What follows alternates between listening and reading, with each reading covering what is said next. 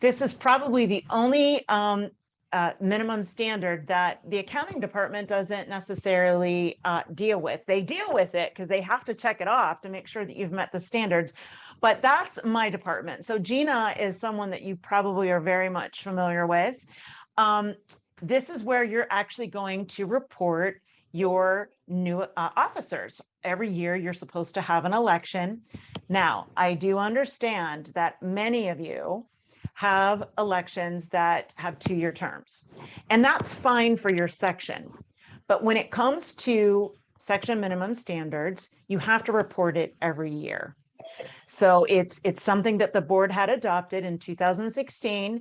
So you still have to report it every year. And that is probably one of the biggest issues with sections not reporting their election results or their officer list, because they're going on a 2-year period. They already had their elections 2 years ago, and they're like, well, nothing's changed. But in order for you to get credit for it, you still have to provide us your roster. And we have given you, on our website, we have given you a link here under the section officers and directors. It says that you have to submit them no later than December 31st of each year. So there again, you have to give us the information, even if your people are on a 2-year term period. There is a required template just so that we know that we're getting all the information that we need right off the bat, and there's no back and forth. And you can click here to get it, and it will automatically download. If you noticed on the left-hand bottom side of my corner, that downloaded. And you can simply use that form right here. We understand that you might have other people that are allowed to report in the app. We simply are saying the two most important for us is the president and the treasurer. So we would like to have that information. I also want to point out this column B, that's the AACE ID. Don't get hung up on that. A lot of people think, oh, well, I'm still trying to get the IDs, and so I couldn't submit it yet. We can look that up. If you just tell us who they are, their name, give us their email if you know that, and let us know their term dates. Remember, even if you put 2 years, we're only going to put you down for 1 year in the app, because it has to be reported every year in order for you to get credit for it. And then you need to let us know, and it's simply a yes or no. Are they eligible to submit activity in the app? That helps us to separate people that you might have as an officer, but they're not reporting in the app.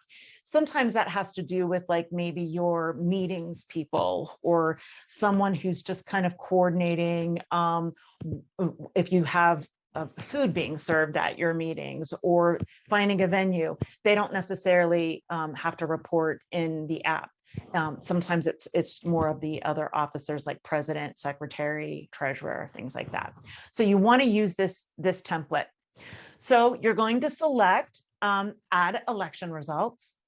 And the same thing happens as we did for government.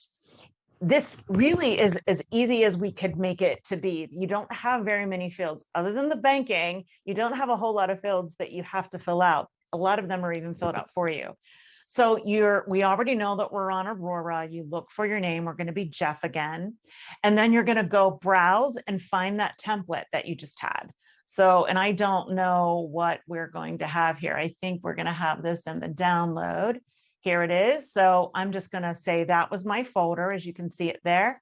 Save and close, and then look what happens. It actually then saves it for you. If you go to election results, it's there. I want to stop for one moment and point out, you've been seeing these things that we've entered, the government filing and the election results, that have turned this pale red color.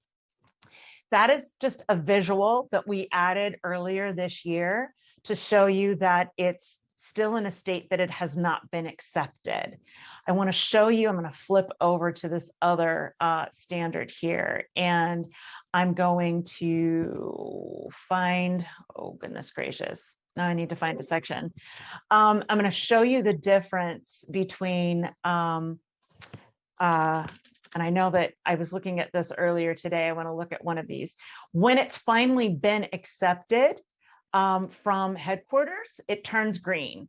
So as you can see over here at the end, it says section that standard was met. So Molly, who I talked about earlier, who gets all of your notifications and she reviews all of your documentation, she makes sure that it falls within those parameters. And once she accepts that it is actually been submitted and she reviewed it and it was acceptable, once she accepts that, then that changes to green. And you know visually, so if we were back here, you know that Molly hasn't reviewed it yet, or she might have rejected it. And Molly, you can explain when you reject something, you usually reach out to the people and explain to them why. Isn't that correct?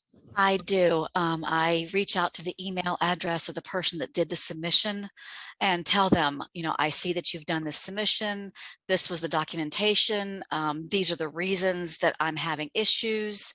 And then give them a suggestion of what they can send. If it's a documentation that was maybe a duplicate of something else, or maybe there was no documentation at all, you know, to remind them to please go in and edit the submission and download the documentation. Thank you, Molly. So as you can tell, we added that earlier this year based on feedback from the first year of using the app so that you can easily see, if I was Aurora Edmonton right now, I could see that I submitted this, but it has not been met yet. So I can't really say that I've done that. And the same would go for the election results. As you can see here, it's not met. So as soon as it's an automation, as soon as Molly accepts it in real time, that turns green and you know that you've met that standard. It's as easy as that. Once we get that information for this particular tab, Gina actually gets this and she makes all of the changes in the main database. And then we upload all of this information to QuickBase so that your officer tab is always updated with the most current information. Do we have any questions? I don't see any questions. You guys are really good on this. I don't see any other questions for election results or government filing. So let's move to